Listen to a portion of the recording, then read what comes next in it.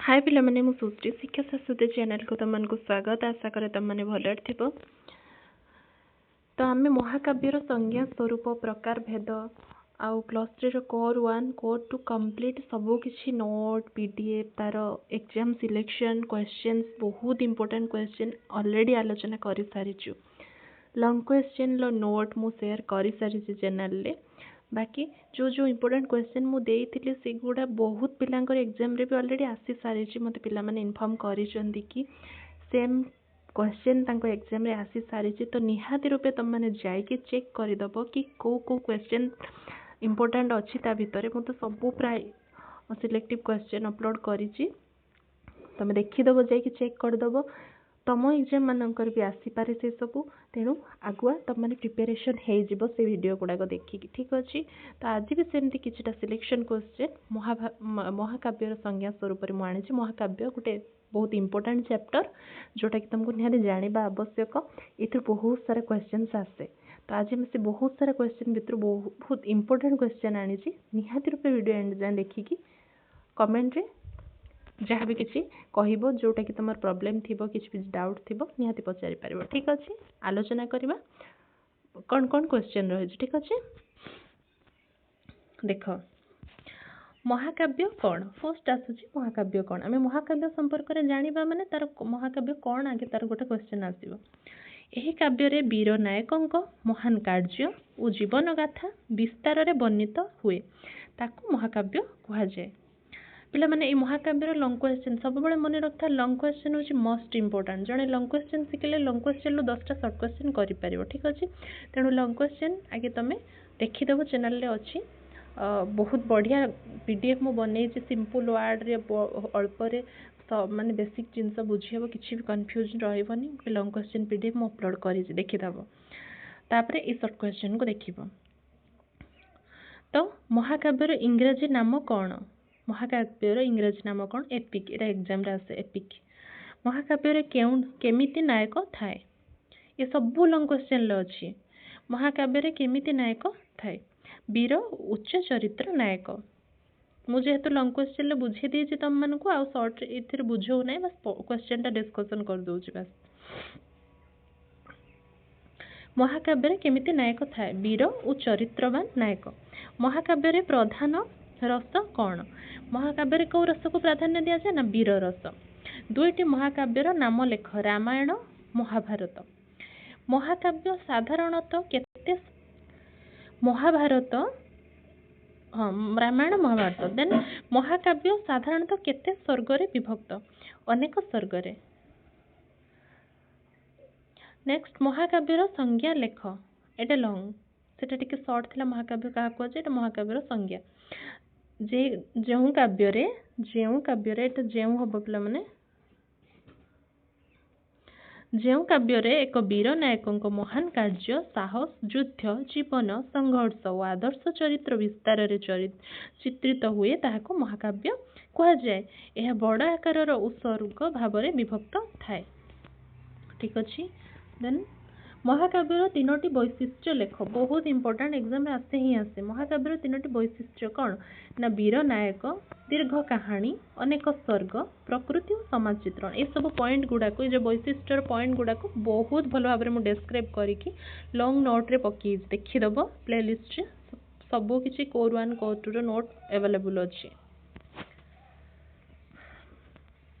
महाकाव्य रसर भूमिका कौन महाकाव्य वीर रस प्रधान होता है यह सहित श्रृंखलार करुण महाकाव्य वीर रसर प्राधान्य थाए कहीं जेहेतु महाकाव्य तो महान व्यक्ति चरित्र से थाए तो वीर रस हूँ प्रधान महाकाव्य यह सहित श्रृंगार करुण रौद्र आदि रस मिसी कहानी को रोचक करे ठीक अच्छे।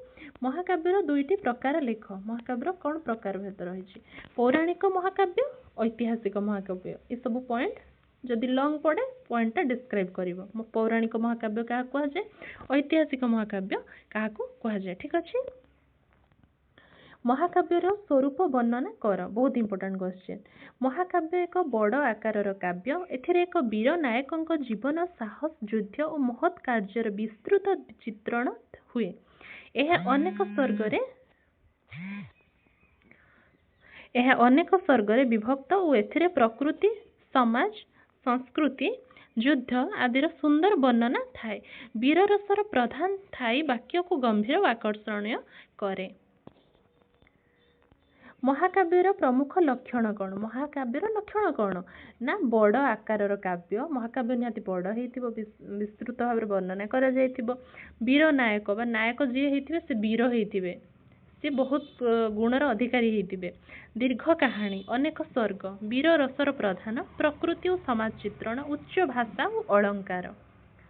ମହାକାବ୍ୟର ପ୍ରକାରଭେଦ ବର୍ଣ୍ଣନା କର। ମହାକାବ୍ୟ ଦୁଇ ପ୍ରକାର। ପୌରାଣିକ ମହାକାବ୍ୟ ଯେଉଁଥିରେ ପୁରାଣ ଓ ଧାର୍ମିକ କଥା ଆଧାରିତ ହୋଇଥାଏ, ଉଦାହରଣ ରାମାୟଣ, ମହାଭାରତ। ଐତିହାସିକ ମହାକାବ୍ୟ, ଏଥିରେ ଐତିହାସିକ ଘଟଣା କିମ୍ବା ବ୍ୟକ୍ତିତ୍ୱ ଆଧାରିତ ହୁଏ, ଉଦାହରଣ କିଛି ଆଧୁନିକ ମହାକାବ୍ୟ। ମହାକାବ୍ୟ କାହିଁକି ଶ୍ରେଷ୍ଠ କାବ୍ୟ ବୋଲି କୁହାଯାଏ? ମହାକାବ୍ୟରେ ଜୀବନର ସମସ୍ତ ପକ୍ଷ, ବୀରତା, ସାହସ, ପ୍ରେମ, ଦୁଃଖ, ଯୁଦ୍ଧ, ସମାଜ ଓ ସଂସ୍କୃତିର ସମ୍ପୂର୍ଣ୍ଣ ଚିତ୍ର ମିଳେ। ଏହା ବଡ଼ ଆକାରର ଓ ଉଚ୍ଚ ଭାଷାରେ ରଚିତ ଥିବାରୁ ଏହାକୁ ଶ୍ରେଷ୍ଠ କାବ୍ୟ ବୋଲି କୁହାଯାଏ। ମହାକାବ୍ୟର ଉଦ୍ଦେଶ୍ୟ ବର୍ଣ୍ଣନା କର। ମହାକାବ୍ୟର ପ୍ରମୁଖ ଉଦ୍ଦେଶ୍ୟ ହେଲା ମନୁଷ୍ୟକୁ ଆଦର୍ଶ ଜୀବନର ପଥ ଦେଖାଇବା। ଏଥିରେ ବୀରତା, ସାହସ, ଧର୍ମ, ସତ୍ୟ ଓ ନୀତିର ଶିକ୍ଷା ମିଳେ। ନାୟକଙ୍କ ମହାନ କାର୍ଯ୍ୟ ଦ୍ୱାରା ଲୋକମାନେ ପ୍ରେରଣା ପାଆନ୍ତି। ସମାଜର ନୈତିକ ଉନ୍ନତି ଶିକ୍ଷା ଦେବା ହେଉଛି ମହାକାବ୍ୟର ମୁଖ୍ୟ ଲକ୍ଷ୍ୟ। ଏକ ଡିଟେଲ୍ସ ଉପରେ ଲଙ୍ଗ ଟାଇପ୍ ଯେଉଁଠି ମୁଁ ନୋଟ୍ ଅପଲୋଡ଼ କରିଛି, ସେ ନୋଟ୍ରେ ମୁଁ ଡିଟେଲ୍ସ ପୁରା ବୁଝେଇ ସାରିଛି। ସେଥିରେ ତୁମକୁ କୌଣସି ଡାଉଟ୍ ରହିବନି। ଆଗେ ସେଇଟା ଦେଖି ସାରିଲା ପରେ ତୁମେ ସର୍ଟ କ୍ୱେଶ୍ଚନ୍ ଦେଖିଲେ ବହୁତ ସାରା ତୁମର ନଲେଜ ଆସିଯିବ ମହାକାବ୍ୟ ଉପରେ। ମହାକାବ୍ୟ ଗୋଟେ ଇମ୍ପୋର୍ଟାଣ୍ଟ ଚାପ୍ଟର, ତାକୁ ଜମା ସ୍କିପ୍ କରିବନି, ଲଙ୍ଗ କ୍ୱେଶ୍ଚନ୍ ଆସେ ସେଥିରେ। କାବ୍ୟ और ମହାକାବ୍ୟ, ଲଙ୍ଗ କ୍ୱେଶ୍ଚନ୍ ସିଓର ତୁମର ଆସିବ। କାବ୍ୟର ସଂଜ୍ଞା ସ୍ୱରୂପ ଲେଖ, ପ୍ରକାରଭେଦ ଲେଖ, और ରେ ଆସିବ ମହାକାବ୍ୟର ସଂଜ୍ଞା ସ୍ୱରୂପ ପ୍ରକାରଭେଦ ଲେଖ। ଇମ୍ପୋର୍ଟାଣ୍ଟ ଆସିବ ହିଁ ଆସିବ। ତ ଦୁଇଟା ଭିତରୁ ତୁମକୁ ଦୁଇଟା ହିଁ ଶିଖିବାକୁ ପଡ଼ିବ, କାହିଁକି ନା ଗୋଟେରେ ତୁମେ ସର୍ଟ କ୍ୱେଶ୍ଚନ୍ ଦେଖିବ, ଗୋଟେର ଲଙ୍ଗ ଟାଇପ୍ କରିବ। ଠିକ୍ ଅଛି, ତ ନିହାତି ତୁମର ଏଇ ଦୁଇଟା ବହୁତ ଇମ୍ପୋର୍ଟାଣ୍ଟ। ମହାକାବ୍ୟରେ ନାୟକଙ୍କ ଗୁଣାବଳୀ ଲେଖ। ମହାକାବ୍ୟର ନାୟକ କ'ଣ? ନା ବୀର, ସାହସୀ, ଧର୍ମପରାୟଣ, ଉଚ୍ଚ ଚରିତ୍ରବାନ, ଲୋକହିତୈଷୀ, ତ୍ୟାଗୀ ଓ କର୍ତ୍ତବ୍ୟନିଷ୍ଠ। ଏହି ଗୁଣ ନାୟକଙ୍କୁ ଆଦର୍ଶ ପୁରୁଷରେ ପରିଣତ କରେ। ମହାକାବ୍ୟରେ ପ୍ରକୃତି ଚିତ୍ରଣର ଭୂମିକା ବର୍ଣ୍ଣନା କର। ମହାକାବ୍ୟରେ ପ୍ରକୃତି ଚିତ୍ରଣ କାହାଣୀକୁ ସୁନ୍ଦର ଓ ଆକର୍ଷଣୀୟ କରେ। ଋତୁ, ପର୍ବତ, ନଦୀ, ବନ, ସୂର୍ଯ୍ୟୋଦୟ, ସୂର୍ଯ୍ୟାସ୍ତ ଆଦିର ବର୍ଣ୍ଣନା ଦ୍ୱାରା ପରିବେଶ ସଜୀବ ହୁଏ। ଏହା ପାଠକଙ୍କ ମନରେ ସୌନ୍ଦର୍ଯ୍ୟବୋଧ ଜଗାଏ। ମହାକାବ୍ୟ ଓ ଖଣ୍ଡକାବ୍ୟ ମଧ୍ୟରେ ପାର୍ଥକ୍ୟ ଦର୍ଶାଅ। ଏଇଟା ମୋଷ୍ଟ ଇମ୍ପୋର୍ଟାଣ୍ଟ, ମହାକାବ୍ୟ ଓ ଖଣ୍ଡକାବ୍ୟ। ମହାକାବ୍ୟ ଯଦି ପିଲାମାନେ ଦରକାର ଥିବ ମହାକାବ୍ୟ ଓ ଖଣ୍ଡକାବ୍ୟ ମଧ୍ୟରେ ପାର୍ଥକ୍ୟ କିଛି ଲଙ୍ଗ କ୍ୱେଶ୍ଚନ୍ ତୁମର, ମୁଁ ତାର ଉପରେ ମୋତେ ନିହାତି କମେଣ୍ଟ କରିବ, ମୁଁ ତାପରେ ଅଲଗା ଗୋଟେ ଭିଡ଼ିଓ ଆଣିବି। ମହାକାବ୍ୟ ଆଉ ଖଣ୍ଡକାବ୍ୟ ମଧ୍ୟରେ ଯଦି ଲଙ୍ଗ କ୍ୱେଶ୍ଚନ୍ ଦରକାର, ଏଇଟା ତ ଜଷ୍ଟ ସର୍ଟ କ୍ୱେଶ୍ଚନ୍ଟା। ମହାକାବ୍ୟ ଖଣ୍ଡକାବ୍ୟ ମଧ୍ୟରେ କ'ଣ ଥାଏ? ପାର୍ଥକ୍ୟ ଦର୍ଶାଅ। ବଡ଼ ଆକାର, ଛୋଟ ଆକାର, ଦୀର୍ଘ କାହାଣୀ। ଖଣ୍ଡକାବ୍ୟ ହେଉଛି ଛୋଟ କାହାଣୀ, ଅନେକ ସ୍ୱର୍ଗ, କମ୍ ସ୍ୱର୍ଗ। ବୁଝିପାରୁଛ ତ? ମୁଁ ସର୍ଟ ଲେଖିଛି। ମହାକାବ୍ୟ ଓ ଖଣ୍ଡକାବ୍ୟ ମଧ୍ୟରେ ପାର୍ଥକ୍ୟ କ'ଣ? ଏଥିରେ ଅନେକ ସ୍ୱର୍ଗ, ଏଥିରେ କମ୍ ସ୍ୱର୍ଗ। ବୀର ନାୟକ, ଏଥିରେ ସାଧାରଣ ନାୟକ, ଉଦାହରଣ ରାମାୟଣ ଆଉ ଛୋଟ କାବ୍ୟ। ବୁଝିହେଲା? ମହାକାବ୍ୟରେ କେଉଁ କେଉଁ ବିଷୟରେ ବର୍ଣ୍ଣନା ଥାଏ? ମହାକାବ୍ୟରେ ନାୟକଙ୍କ ଜୀବନ କଥା, ଯୁଦ୍ଧ ଓ ସାହସ, ପ୍ରେମ ଓ ବିୟୋଗ, ପ୍ରକୃତି ଚିତ୍ରଣ, ସମାଜ ଓ ସଂସ୍କୃତି, ଧର୍ମ ଓ ନୀତି, ଏହି ସମସ୍ତ ବିଷୟରେ ସମନ୍ୱୟ ଦେଖାଯାଏ। ତ ପିଲାମାନେ ଆଶା କରେ ଭିଡ଼ିଓଟି ନିଶ୍ଚୟ ରୂପେ ଭଲ ଲାଗିଥିବ, ତୁମମାନଙ୍କୁ ହେଲ୍ପଫୁଲ୍ ହେବ, ବେଶୀ ହେଲ୍ପଫୁଲ୍ ହେବ ତୁମେ ଯାଇକି ଯଦି ସେ ଲଙ୍ଗ ନୋଟ୍ଟା ଦେଖିଦେବ, କାହିଁକିନା ସେଥିରେ ବହୁତ କ୍ଲିଅର ଭାବରେ ମୁଁ ବୁଝେଇଛି, ସାଧାରଣ ୱାର୍ଡ଼ରେ ବୁଝେଇଛି, କିଛି ବି କନଫ୍ୟୁଜନ୍ ୱାର୍ଡ଼ ନାହିଁ, ତୁମକୁ ବୁଝିଲା ଭଳିଆ ବେସିକ୍ରୁ ହିଁ ବୁଝେଇଛି ସେଥିରେ। ସେଇଟା ଆଗେ ଦେଖି ସାରିକି ତୁମେ ଏଇଟା ଦେଖିବ। ଖାଲି ସର୍ଟ କ୍ୱେଶ୍ଚନ୍ ଦେଖିଲେ ଲଙ୍ଗ ଟାଇପ୍ଟା ତୁମେ କରିପାରିବନି କ୍ୱେଶ୍ଚନ୍ ଆସିଲେ ଏକ୍ଜାମ୍ରେ। ଆଗେ ଲଙ୍ଗ ଟାଇପ୍ଟା କ୍ଲିଅର ହେବ, ଦେନ୍ ସର୍ଟ ଟାଇପ୍ ତୁମକୁ ଆପେ ଜଣାପଡ଼ିଯିବ। ବୁଝିହେଲା? ଠିକ୍ ଅଛି, ବାକି ରହିଲା ଦେଖା ହେବା ପରବର୍ତ୍ତୀ ଭିଡ଼ିଓରେ ଆଉ କିଛି ଟପିକ୍ ଯଦି ଆଲୋଚନା। ଯେଉଁମାନେ ଓଡ଼ିଆ ପିଲା, ଓଡ଼ିଆ ପଢ଼ୁଛ, +3 ଓଡ଼ିଆ, +2 ଓଡ଼ିଆ କିମ୍ବା PG ଓଡ଼ିଆ କି UGC ନେଟ୍, ଯେଉଁମାନେ ଓଡ଼ିଆ ପିଲା ସେମାନେ ମୋତେ କହିପାରିବୁ ଯେଉଁ ଟପିକ୍ରେ ଭିଡ଼ିଓ ଦରକାର ମୁଁ କରିବି। ତୁମମାନେ ଇକୋନୋମିକ୍ସ କି ପିଲା ମେସେଜ୍ କରୁଛନ୍ତି, madam economics, history, political science, ମୁଁ ଏବେ ଯାଏଁ ସେସବୁ ବିଷୟ ପଢ଼େଇ ନାହିଁ। ଯେବେ ପଢ଼େଇବି ତୁମମାନଙ୍କୁ ଅପଡ଼େଟ୍ ଦେବି। ଠିକ୍ ଅଛି, ରହୁଛି। ଧନ୍ୟବାଦ। ଜୟ ଜଗନ୍ନାଥ।